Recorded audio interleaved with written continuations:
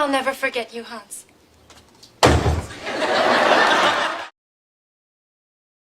ये वीडियो शुरू तो एक मीम से हुआ है बट टॉपिक बहुत ही गंभीर है, बहुत ही सीरियस है। Hello dearly beloved, welcome to this video जहाँ पे हम डिस्कस कर रहे हैं सेटिंग एनर्जेटिक बाउंड्रीज़। ये एक थीम है जो मैं पर्सनली भी एक्सपीरियंस कर रही हूँ, तो I felt like I should come up and speak about this a little bit more and shed light on it, क्योंकि हो सकता है ये आपको भी आपकी जर्नी पे हेल्प करे। तो सबसे पहले जानेंगे कि एम्पैथ होता क्या है। An empath is a person who is highly sensitive, जो अपनी इमोशंस से डीपली जुड़े हुए होते हैं, प्लस दूसरों के इमोशंस को भी फील करते हैं, उनके फीलिंग्स से टच में रहते हैं। उनको सेंस होता है रूम में घुसते ही कि किस तरीके की एनर्जी है, किस तरीके की वाइब है। पहली बार एक व्यक्ति से मिलेंगे तो इमीडिएटली उनके अंदर का जो एंटीना है उनको जवाब देने लगेगा या इन्फॉर्मेशन देना शुरू कर देता है कि सामने वाला व्यक्ति कैसा है। तो एम्पैथ्स जो होते हैं बहुत ही हाईली सेंसिटिव बीइंग्स होते हैं, राइट। और ये एम्पैथी भी एक रिज़ल्ट होती है डिस्टर्ब चाइल्डहुड का। तो यदि कोई व्यक्ति एक एम्पैथ है जो बहुत high levels of empathy hold करते हैं अपने लिए और दूसरों के लिए भी, तो नेचुरल सी कुछ क्वालिटीज़ हैं जो उनमें एक्टिवेटेड रहती हैं। वो बहुत ज़्यादा अवेयर रहते हैं, ख़ास करके एनर्जी और इमोशन को लेकर। दूसरा व्यक्ति क्या फ़ील कर रहा है, क्या कहना चाह रहा है, क्या नहीं कह पा रहा है। तो कम्युनिकेटेड एंड अनकम्युनिकेटेड दोनों ही इमोशंस को बहुत अच्छी तरीके से कैच कर लेता है एम्पैथ। और ये एम्पैथेटिक क्वालिटी जो है इस एम्पैथ में आती ही इसीलिए है क्योंकि वो एक बहुत ही वायलेंट डिस्टर्ब्ड हाउस होल्ड में बड़ा हुआ है, जहाँ पे चीज़ें बहुत कियोटिक थी, बहुत ज़्यादा आर्ग्यूमेंट्स होते थे, थ्रेट्स होते थे, जहाँ पे पेरेंट्स जो हैं आपस में लड़ झगड़ रहे हैं और बहुत ज़्यादा ड्रामा हो रहा है। तो as a result of this chaotic environment, इतना ज़्यादा वॉलेटाइल एनवायरनमेंट में बच्चा बड़ा हो रहा है, तो एज अ सर्वाइवल मैकेनिज़्म बच्चे के अंदर ये एम्पैथेटिक क्वालिटीज़ जो हैं वो एक्टिवेटेड रहती हैं। क्योंकि वो बच्चा है, छोटा है, खुद की देखभाल नहीं कर पाएगा, खुद सर्वाइव नहीं कर पाएगा, तो उसको इंश्योर करना है कि वो सेफ़ है उस एनवायरनमेंट में और उसको प्यार मिल रहा है।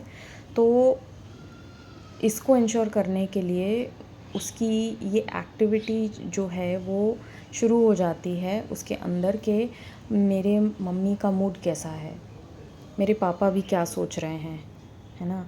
तो यदि उनका मूड ख़राब है तो तुरंत बच्चा जो है भांप लेता है, वो सेंस कर लेगा और उस हिसाब से अपनी मम्मी को प्लीज़ करेगा, उस हिसाब से अपने डैडी को अप्रोच करेगा, जिससे कि उनको गुस्सा ना आए, जिससे कि वो अपसेट ना हो।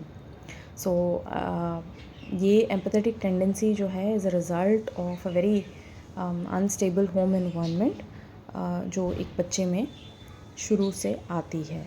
अब बड़े होते होते it depends on the child, it depends on the sanskaras of the child according to his soul contract के कि वो बच्चा अपनी एम्पैथी का यूज़ कैसे करेगा। क्या वो लाइट के लिए यूज़ करेगा या वो डार्कनेस के लिए यूज़ करेगा। ये चीज़ें उसके भी कंट्रोल में नहीं हैं बाय द वे। इस टाइम तक जो है जो फॉर्मेशन जो है सोल का ऐसा हो जाता है कि वो अपनी इस कैपेसिटी का यूज़ दोनों तरीके से कर सकता है जैसा वो चाहे, ठीक है। अपनी वांट्स, अपनी नीड्स, अपनी डिज़ायर्स को फुलफ़िल करने के लिए वो व्यक्ति कुछ भी कर सकता है, ठीक है। तो यदि वो लाइट एम्पैथ है तो वो अपनी इस कैपेसिटी का यूज़ स्पिरिचुअल पर्पस के लिए करेगा, हीलिंग के लिए करेगा, ग्रोथ के लिए करेगा। और यदि वो एक डार्क एम्पैथ है तो यही टेंडेंसीज़ उसमें इस तरीके से आ जाएंगी कि वो सामने से तो ऐसा लगेगा कि आपकी हेल्प करना चाह रहा है, बहुत ही काइंड है, बहुत ही जेंटल है, बहुत ही लविंग है, बहुत ही स्वीट है, बट अंदर से उसका जो पर्पस है, उसका जो ड्राइव है, उसका जो मोटिवेशन है, वो कुछ और ही रहता है।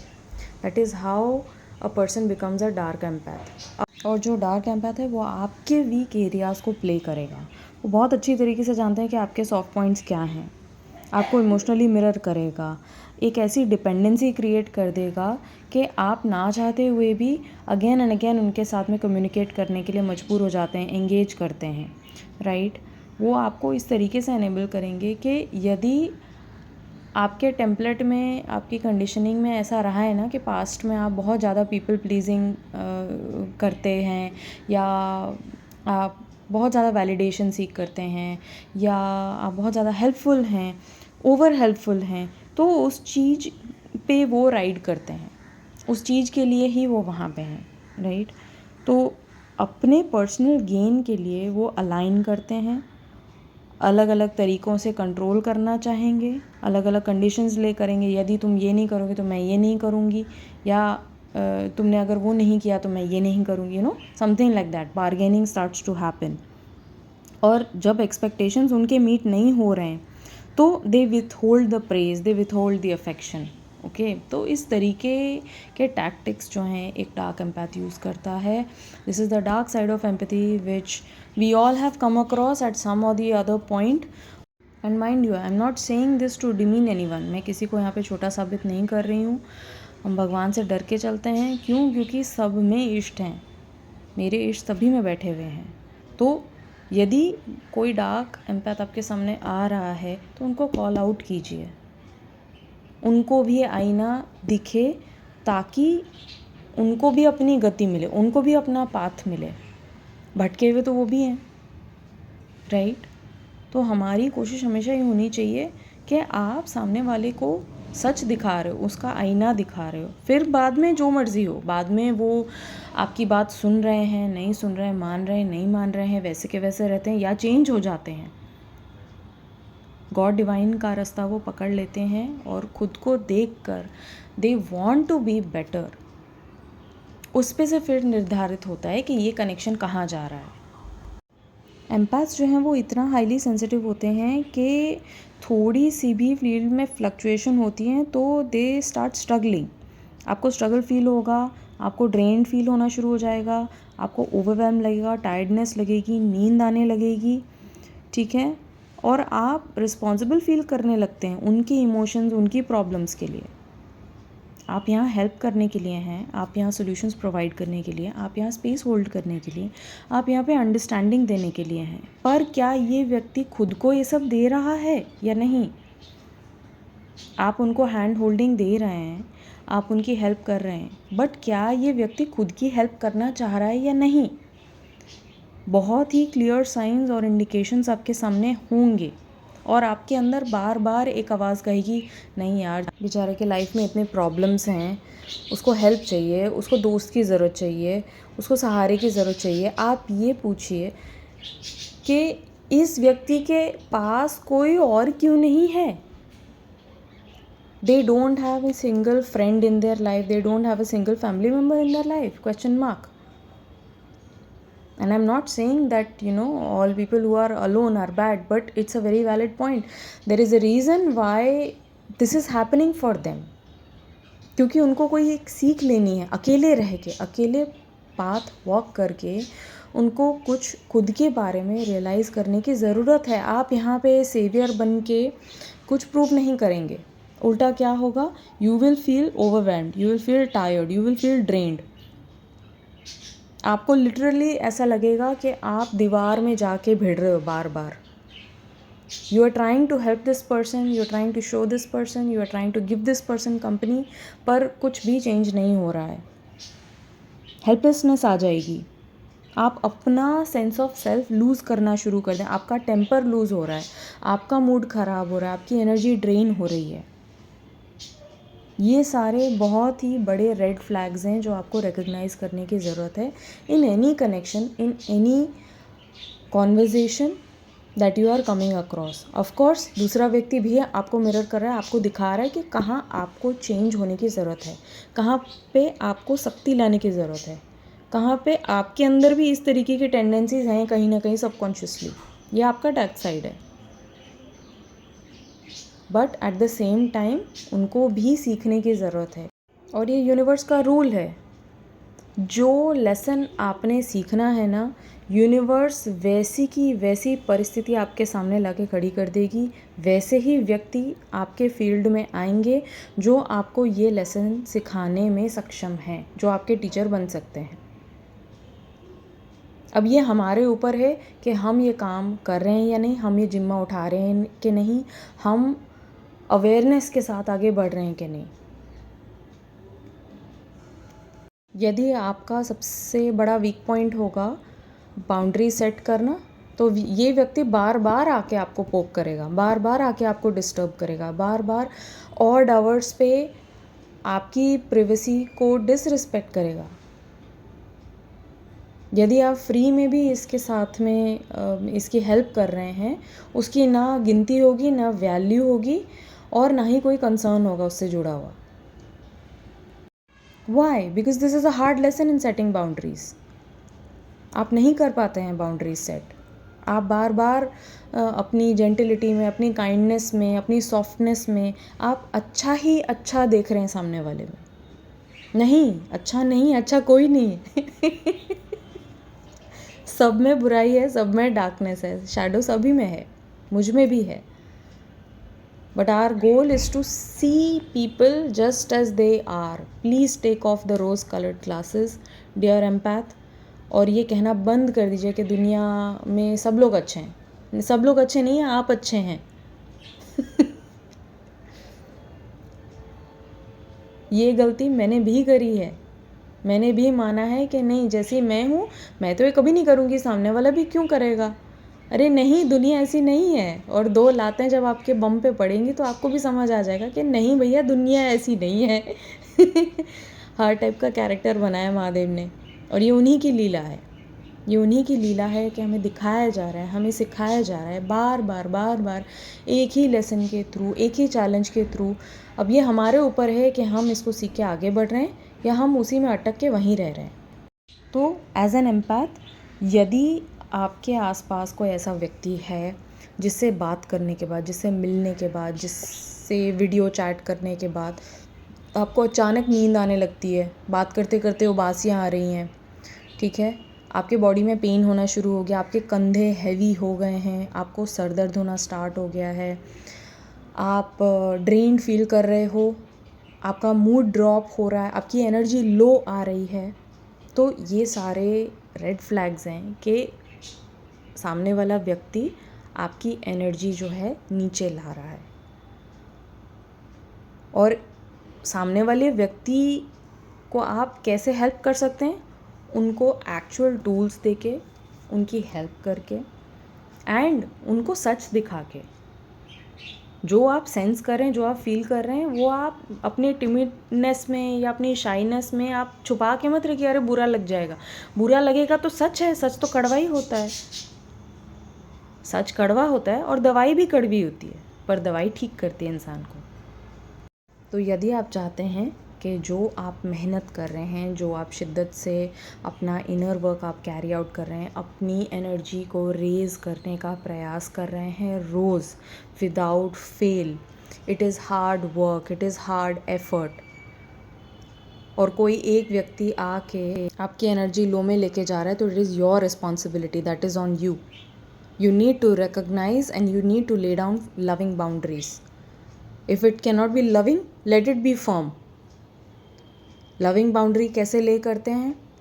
आप सीधी तरीके से, सरलता से, स्पष्टता से सामने वाले को बता रहे हैं कि ये व्यवहार मुझे ठीक नहीं लग रहा है, मुझे थोड़ा वक्त चाहिए खुद के लिए, मुझे थोड़ी शांति चाहिए अपनी एकाग्रता के लिए, या जो भी आपकी नीड है, आप क्लियरली सामने वाले व्यक्ति को बोल रहे हैं, प्रकट कर रहे हैं। अब ये सामने वाले के ऊपर है कि ये बाउंड्री वो रिस्पेक्ट कर रहे हैं या ब्रेक कर रहे हैं। आपने जो मेहनत करके अपनी एनर्जी मेंटेन करी है, उसको प्रोटेक्ट करने की ड्यूटी और उसको एलिवेट करने की ड्यूटी आपकी है, आपकी रिस्पॉन्सिबिलिटी है, और किसी की नहीं है। और आप किसी को ब्लेम भी नहीं कर सकते, इस व्यक्ति को भी नहीं कर सकते हैं। जो व्यक्ति खुद को नहीं बचाना चाहता, उसको कोई नहीं बचा सकता है। Nobody can save the one who doesn't want to be saved. और ये ईश्वर की दी हुई कृपा है कि हम सब के पास वो सारे साधन हैं, वो सारे टूल्स हैं, वो सारे रिसोर्सेज हैं जिनको यूटिलाइज़ करके हम आगे बढ़ सकते हैं, हम हील कर सकते हैं, हम ग्रो कर सकते हैं. अब ये काम आप कर रहे हैं, सामने वाला नहीं कर रहा है, तो that is on them. That is a choice that they are making. ये उनका चयन है उसी एनर्जी में रहना. बट वो यदि लैच ऑन हो रहे हैं तो वो आपकी एनर्जी जो आपने क्रिएट करी है उसको भी ड्रेन करेंगे और अल्टीमेटली एनर्जी न्यूट्रलाइज हो जाएगी.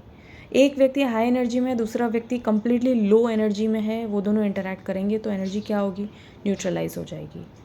दो व्यक्ति जो हाई एनर्जी में है तो एनर्जी और हाई जाएगी. The energy will be of expansion, of love, of light, of knowledge, of wisdom. और दो व्यक्ति साथ में आ रहे हैं, दोनों की लो एनर्जी है तो वो cancelled out, nothing change is there.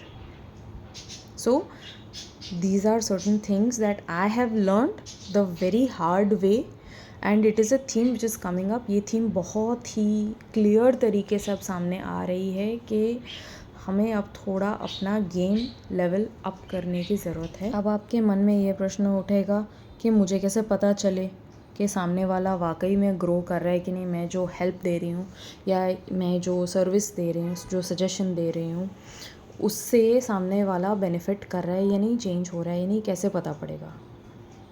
Green flags क्या हैं. अभी तो मैंने रेड फ्लैग की बात करी, ग्रीन फ्लैग्स क्या हैं. तो उसके लिए एक बहुत ही सिंपल सा तरीका है, ask. ASK. A stands for are they growth oriented. क्या वो वाकई में चेंज होना चाह रहे हैं, क्या वो अपनी बेहतरी चाह रहे हैं, अपनी ज़िंदगी में सुधार चाह रहे हैं. और सुधार चाह रहे हैं तो क्या वो वाकई में प्रैक्टिकल स्टेप्स लेके आगे बढ़ रहे हैं या नहीं, टैंजिबल चेंज दिख रहा है या नहीं आपको. ये आप चेक करिए. और आप पूछ सकते हैं, आपका हक है इतना. आप यदि हेल्प प्रोवाइड कर रहे हैं तो आपका हक है उनसे चेक करने का कि जो भी सजेशंस आपने दिए हैं वो उन पे वर्क कर रहे हैं या नहीं. दूसरा S, साइंस ऑफ चेंज और प्रोग्रेस, क्वेश्चन मार्क. चेंजेस आ रहे हैं क्या उनकी लाइफ में, उनकी लाइफ एलिवेट हो रही है या डिग्रेड हो रही है. उनके आसपास के कनेक्शंस किस तरीके के हैं, उनके आसपास जो कनेक्शंस हैं उनमें प्रेम बढ़ रहा है या मनमुटाव बढ़ रहा है. Okay. And the third point is kindred, question mark. Are they god aligned. Kindred माने to people with similar views, ideas, opinions in life. तो क्या ये व्यक्ति गॉड को चूज़ कर रहे हैं, हाँ या ना.